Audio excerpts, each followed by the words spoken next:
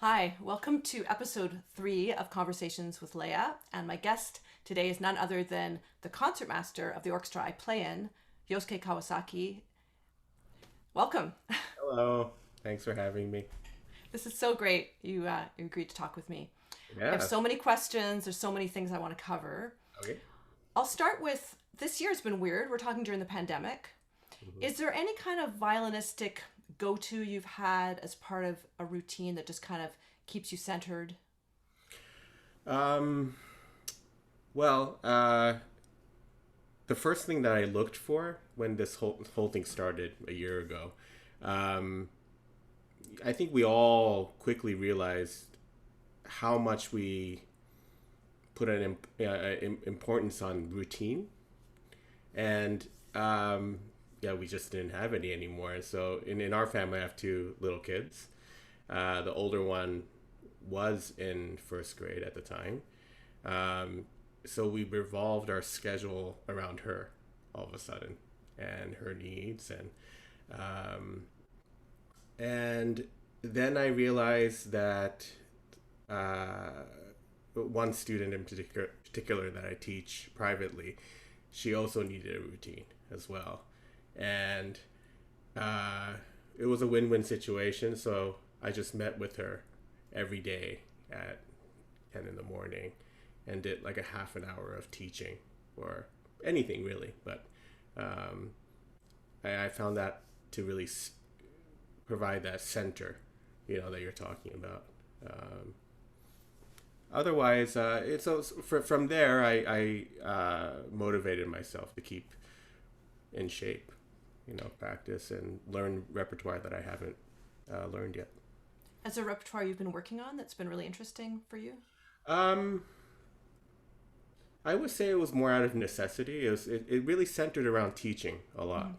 There were so many concertos that I haven't really learned during my time at school that students play as standard concertos now these days, like Korngold. It wasn't as standard when I was growing up. So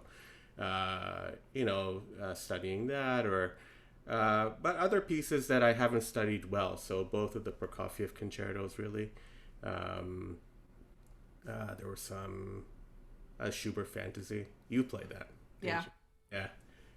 I thought that was great for like just kind of basic technique work and uh, just playing in tune and clean. It was Yeah. great work. Yeah. Oh, that was the other thing.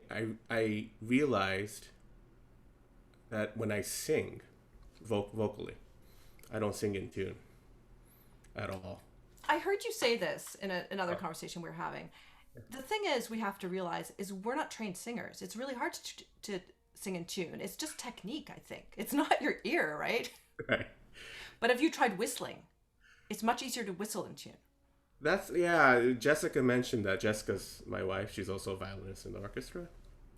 Um, she mentioned that I whistle better than I sing, but it was shocking to me because I thought that I sang in tune, So that has something to do with my ears, I'm sure.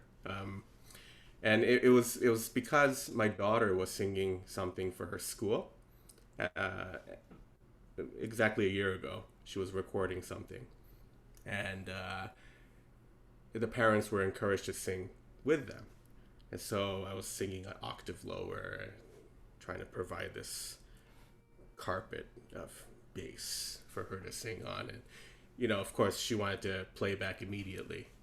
And so we started listening to it together.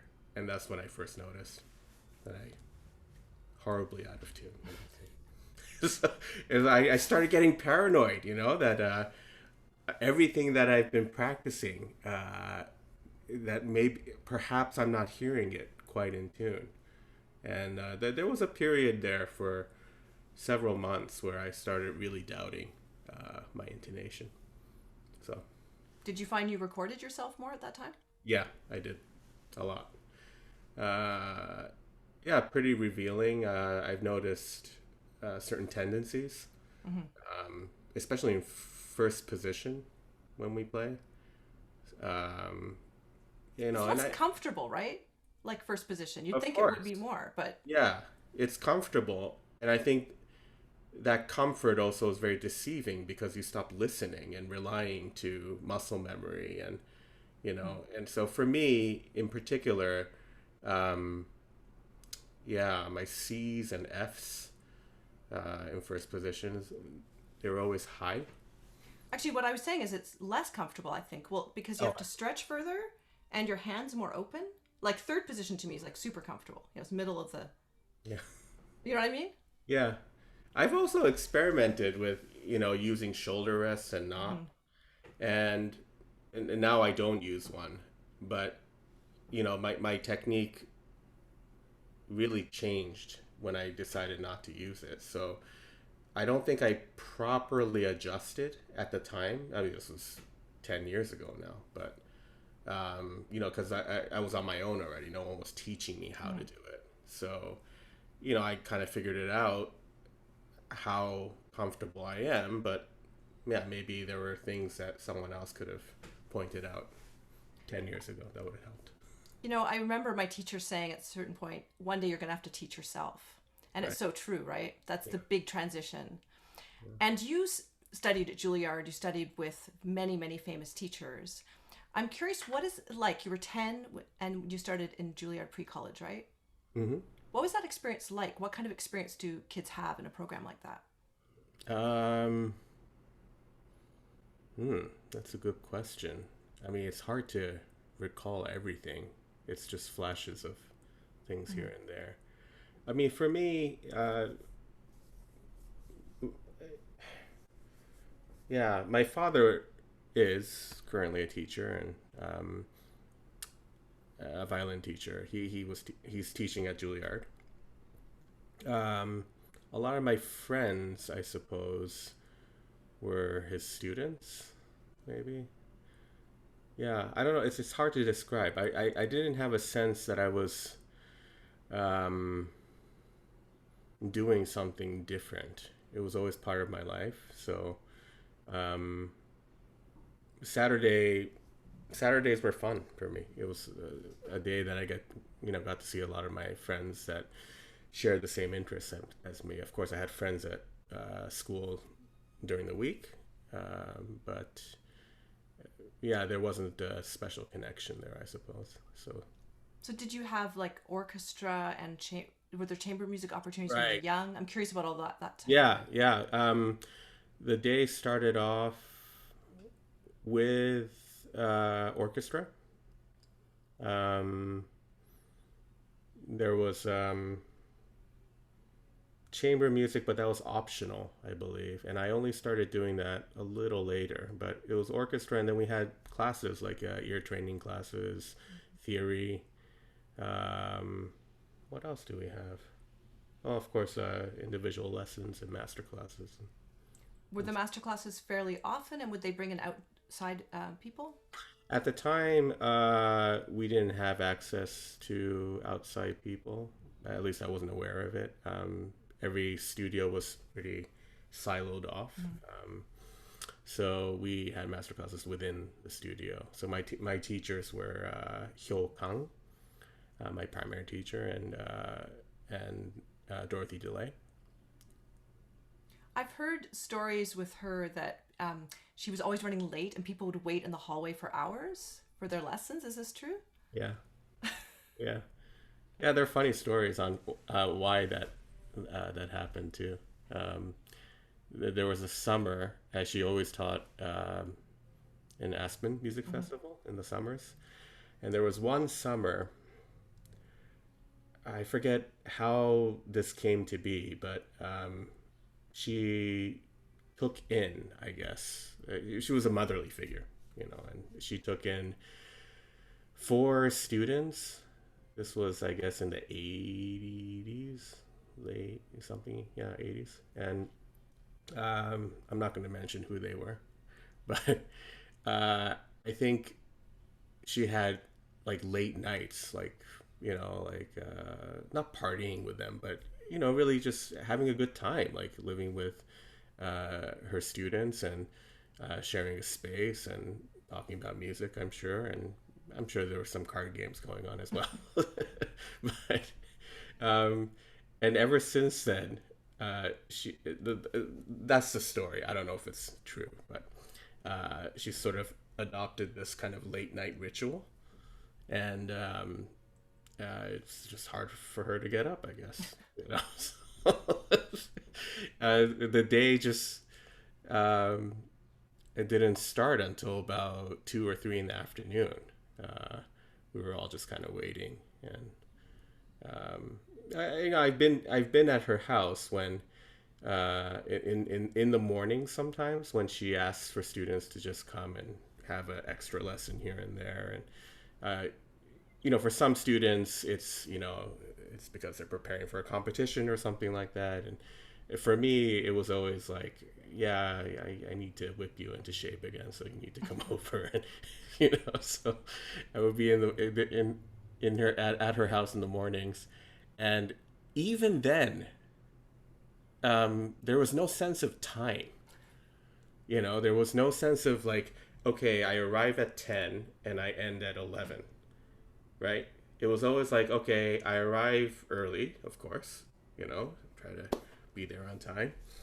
And then we're just sitting there, she's having coffee and she's offering me something to eat, and and then she'll get a call from, various like competitions all over the world, and, schools, and she was a political figure in our world.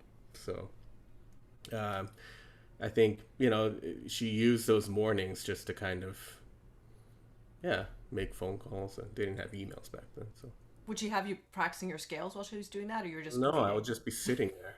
Yeah. She said, sometimes she said, I could go practice, but most of the time I was just sitting there. When she coached you on repertoire, and maybe your other teachers too, was there a big focus on how to do things technically, or just kind of assuming that you knew and more about the music? Yeah, she always had a technique class, and she had a brilliant way of doing it. She had her older students teach the younger students, and she knew how to pick the older students too. It was always the ones that needed the technique themselves. And so I was also teaching technique class to the younger kids when I got older. But and so we just concentrated on basics, so scales, arpeggios, shifting exercises, all the Sevchik exercises, and not really etudes, really basics, and maybe vibrato exercises, things like this. You have a really beautiful vibrato. I'm curious, do you remember someone teaching it to you, or what kind of exercises do you like to give students? Yeah, it's such a personal thing, and everyone vibrates, differently, right? Some people vibrate from the arm, some from the wrist, finger combination. No one ever really taught me my vibrato, I suppose. I always just try to emulate sounds that I heard. So, growing up, my father was a huge fan of Pinchas Zuckerman. So I just heard a lot of Pinchas Zuckerman in my house, like. Yeah, and then on stage, he was our music director for almost 20 years, right? Right. When I first came, I thought, I was going to ask you about, so you've been a concertmaster, not just here, but many orchestras. Your whole orchestral career, I believe, was being concertmaster, right? Yeah, I mean, there were festivals where we rotated within the section. Yeah. But so did you aspire to be a concertmaster when you were younger? No, not really. I was... I was in a studio with Dorothy Delay, Hyokon, and these were teachers that taught Gil Shaham, Sarah Chang, Midori.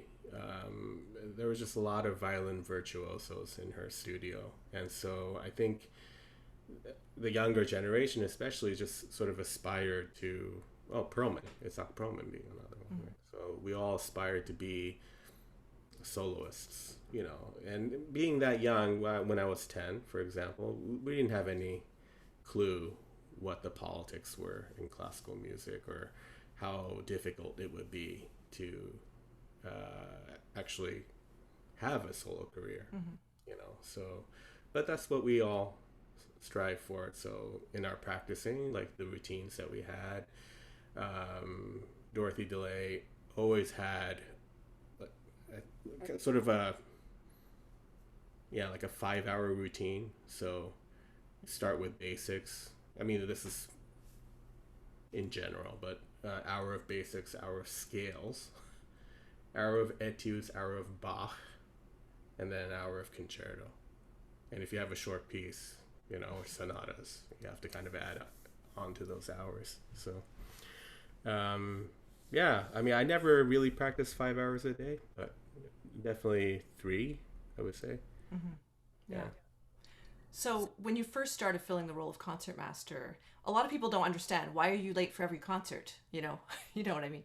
Like, concertmaster comes out alone, takes their bow. Right. But it's, people have said to me, oh, they lead your section. They don't realize what an incredibly responsibility it is. And did you have surprises when you first started acting in that role? Yeah. I'm trying to remember the first time I might have sat in that chair. I don't think I was even aware of what the responsibilities were when I was when I first started doing it. I just thought, I mean, the one advice that I always followed was my father's advice, which was, you know, just try to do the best that I can in whatever I'm doing.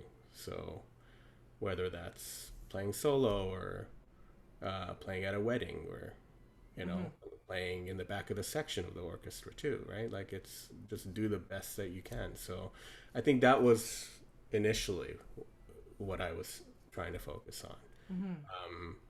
And, you know, as you're doing it, I suppose you start to pick up on a lot of things. I mean, I started playing in orchestra when I was, 10 in pre-college, but at Aspen Music Festival, they have different orchestras there as well. It's a 9-week festival. And the first audition I took, I was 12 or 13. And they put me in the Chamber Symphony Orchestra, which performs every week. And it was new repertoire it's kind of like what we do professionally. And I was just thrown into this situation, and I was sitting last stand, second violins, and the youngest in the orchestra, and my stand partner was, I don't know, 16 or 17-year-old Korean violin. Her name was Angela An. She plays in a piano trio.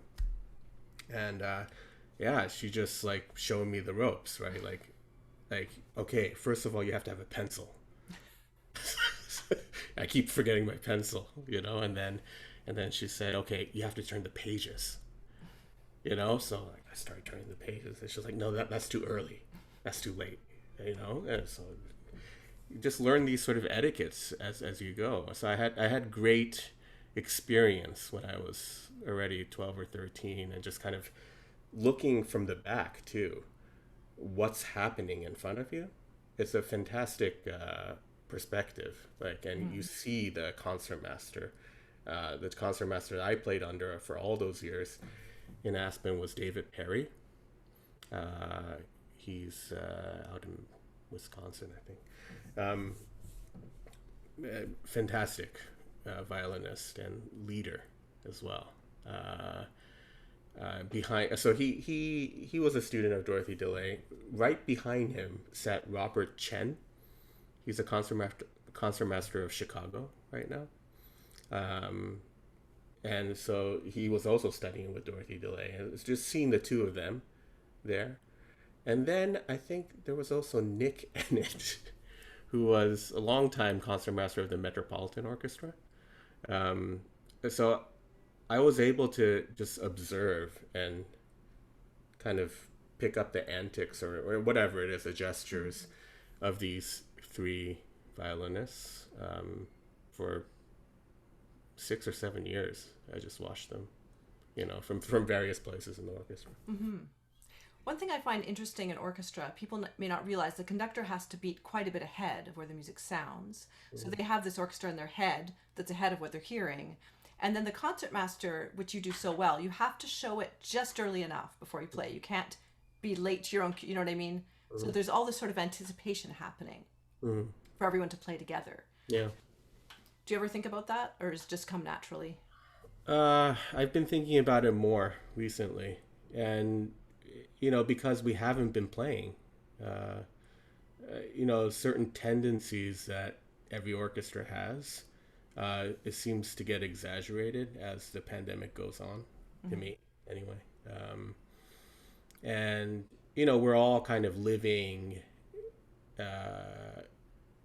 in our own world, right? Even when we're practicing our own timing, our own intonation, like it's all just, kind of circling around you. And I think we just get used to it more and more as we do it.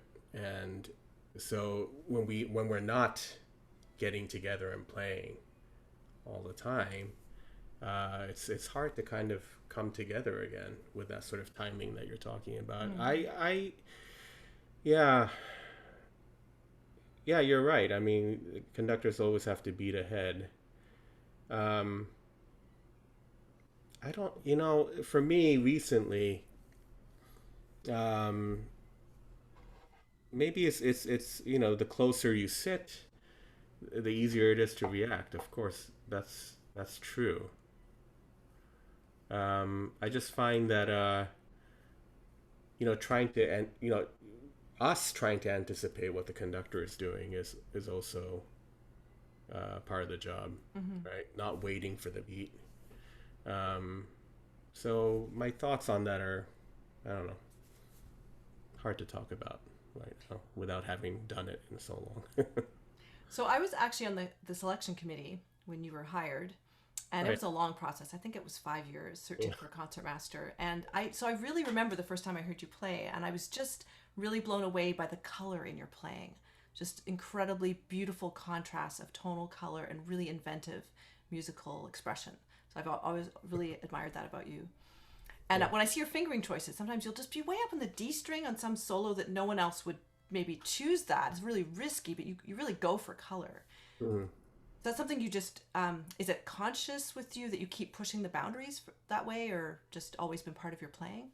Yeah, it is, something that I think about all the time.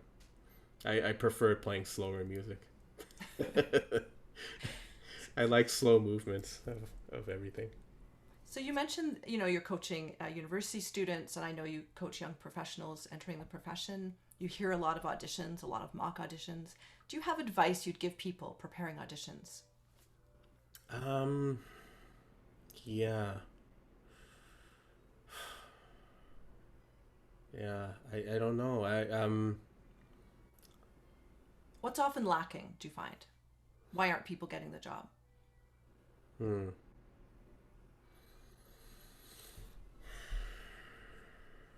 That's a hard question. Because it's not as general as it seems. Yeah. I mean, every playing is so different, and we all hear what's lacking, I guess. So, my advice is that,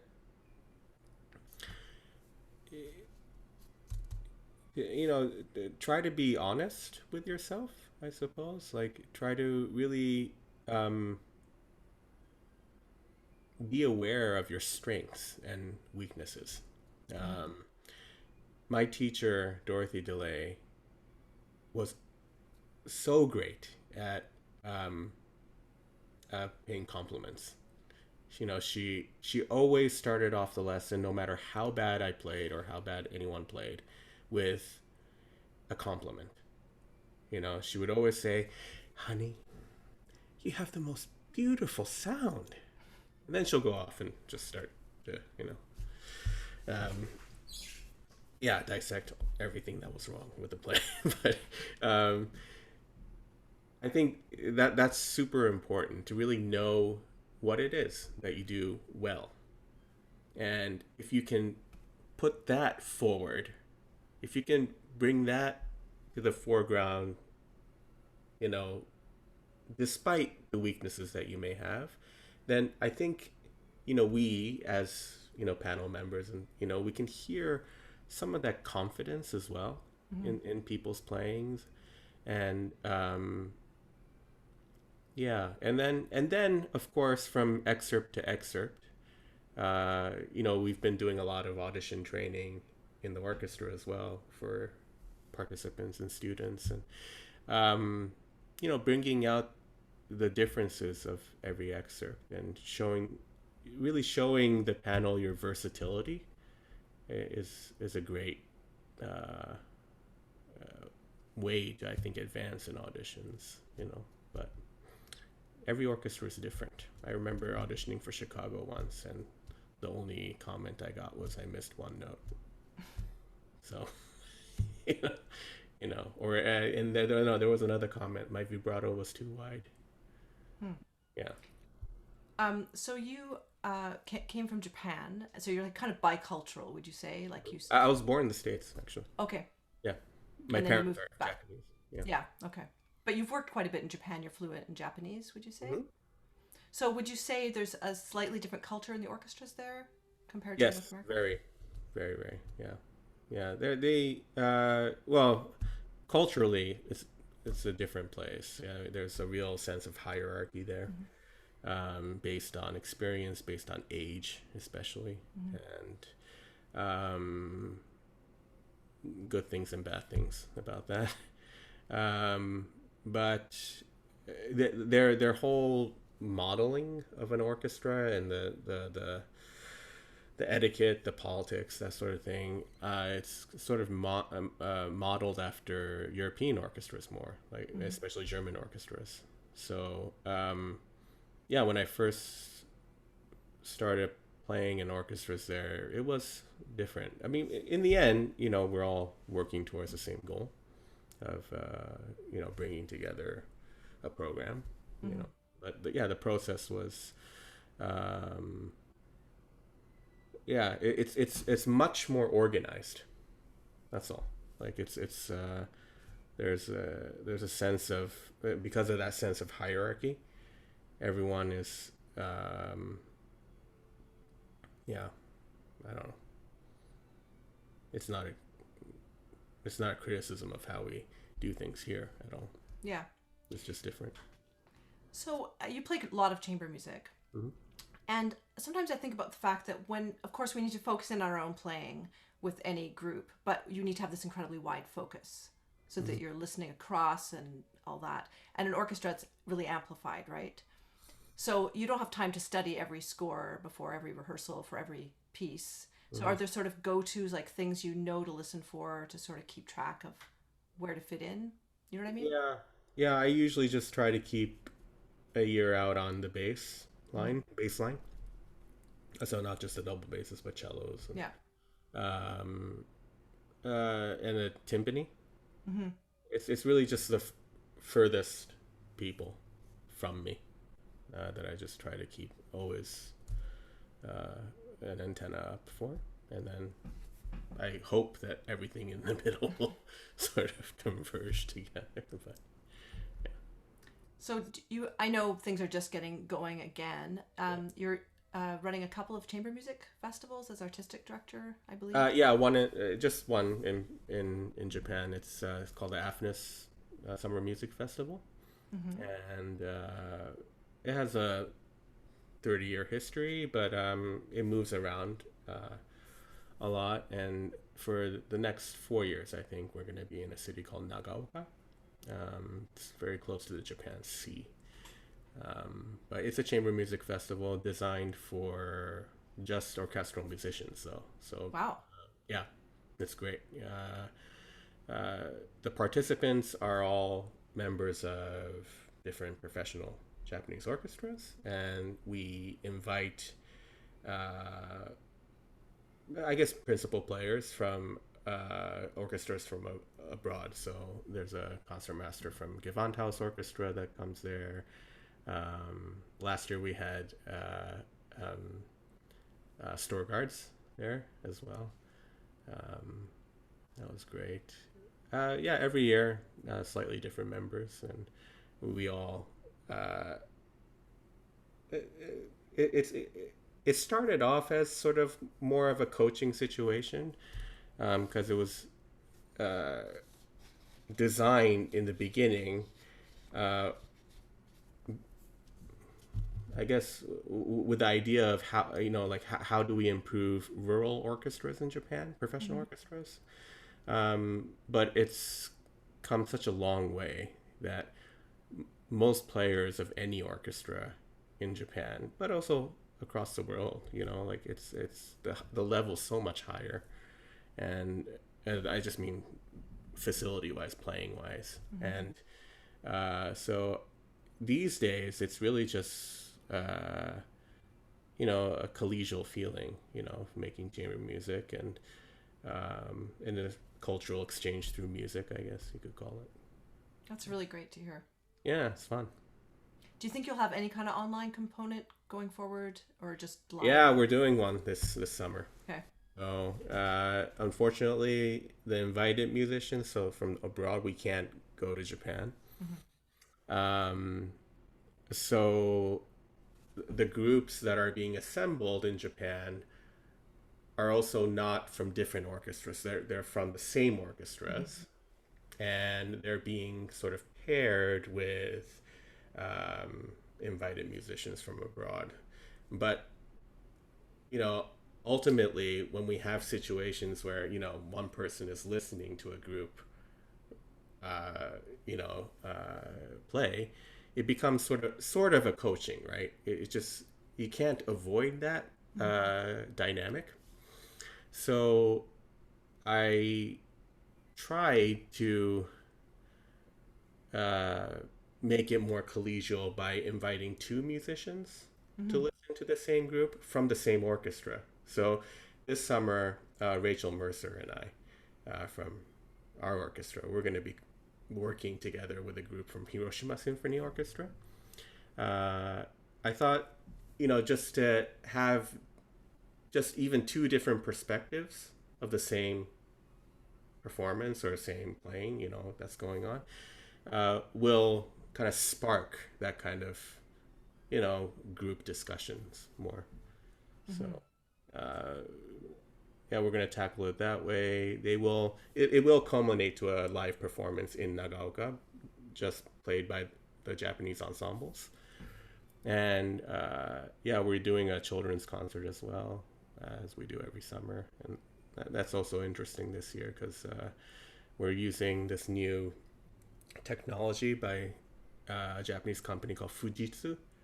It's like a little device that looks like, it's called Ontenna, but it's for the hearing impaired. And it vibrates and lights up different colors and things like this, and you can clip onto your hair or to your ear or hat or whatever, shirt too, I suppose. And so we're trying to come up with a programming around that. That's really great. Yeah, it's fun. Well, thanks so much for talking to me this morning. It's been really goes interesting. by really quickly, doesn't it? I'm surprised my daughter hasn't kind of come up yet. Okay. Yeah. So, goodbye. Bye.